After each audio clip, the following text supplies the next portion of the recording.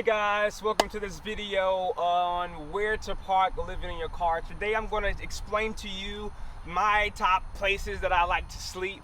And some of the places I actually haven't slept before, but I highly recommend them for you. If I do not recommend them for you, then don't sleep at them. I really recommend the ones that I'm about to go over today. So without further ado, let's get right into it.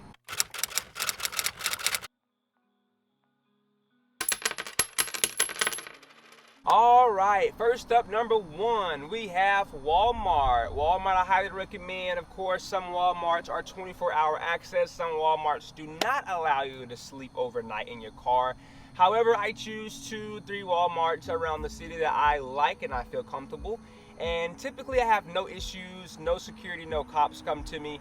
I don't park in the broad middle of the parking lot. I park off to the side, very far back, kind of where you enter the premises. Out the way, I do not litter.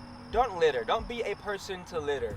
Keep your trash in your car. Keep some plastic bags in your car. Throw away your trash. Do not litter, because once you start littering, if you stay there for a long period of time, they'll notice it and they'll start blaming that litter on you. And by the way, I have a video on this series coming out, or it may have already came out, called How to Stay Clean Living in Your Car. So be sure to stay tuned for that or check that video out. Next up, we have truck stops. Now, I only slept at a truck stop one time, and that was because I was leaving from a wedding that I was DJing, and I didn't have any of my living stuff in here. I had DJ stuff, so I literally just pulled over at a truck stop and just slept in my front seat for a night. And I wasn't being bothered by nobody. Typically, when I park somewhere where it's gonna be like super temporary, I park my vehicle in a parking spot that either they can't see me or I can see them, but they can't see me. I think I just said the same thing, but in a different rerouting type thing. But truck stops are great. I highly recommend truck stops. Parks. Now, a lot of parks are private parks, so you have to be careful. You have to ask for their rules. You can Google the rules, look at the community guidelines and see, how they feel about overnight parking. Some people don't even care, don't even know you're in a car. Like for my Jeep, I can just be parked. When I lock the door, the mirrors go in and it's tinted. So you would never know I'm in there unless I'm like shaking the car or making weird noises, if you know what I mean, wink.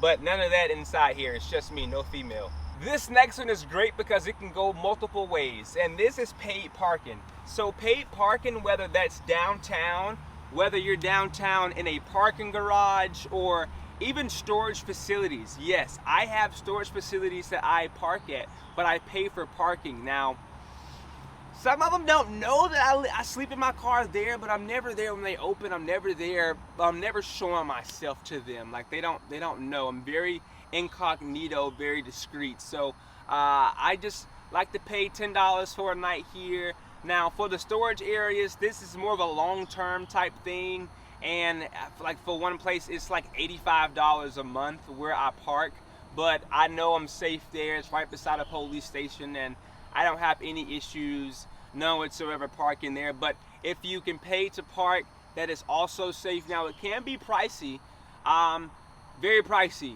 Like pricey. So I just want you to take note of that it can be pricey doing paid parking. Anywhere where it's 24-hour access, you can park anywhere that is 24-hour access, and I mean literally. One of my favorite 24-hour access places would be a gym. Amp Fitness. I use Amp Fitness. You're going to see a video that's called Best Subscriptions to Have While Living in Your Car. That's going to be on my Jeep series. I'm not sure if it's out. It might be out. I now use a gym called Amp Fitness. They're all over the United States, and they're also open 24 hours. You can park outside of there. You can gym in there. You can shower in there. You can get in a sauna. So great. I highly recommend that for anybody. Movie theaters. Now, this is selective. The movie theater that I'm at currently is not very popular, and it's also not in the super wealthy area. So there are less rules and regulations, and of course, like I've had a cop that came to me a few times to make sure I'm okay. He'll give me a thumbs up, I'll wave, He'll salute to me. So you got people like that who are actually pretty cool about it. And we just sleep out here in the parking lot. Not me and the cop, but it's actually a lady over here right now, and she has a van and like 6 dogs that she's breeding.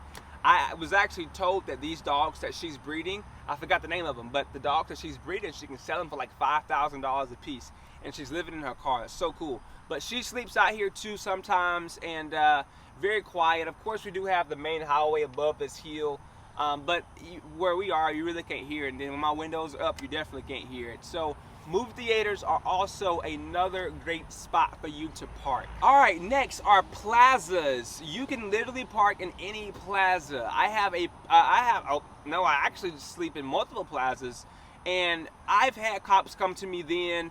I've never had a cop ask to search my car. I don't come off as a person that can be suspicious, but I have had cops that come up to me to get my first and last name and my insurance and ID, and they called me in and I was cleared. Not gonna lie to you, I've actually had thoughts where in my life where I'm like, I just want a cop to run my name to see if I have anything against me.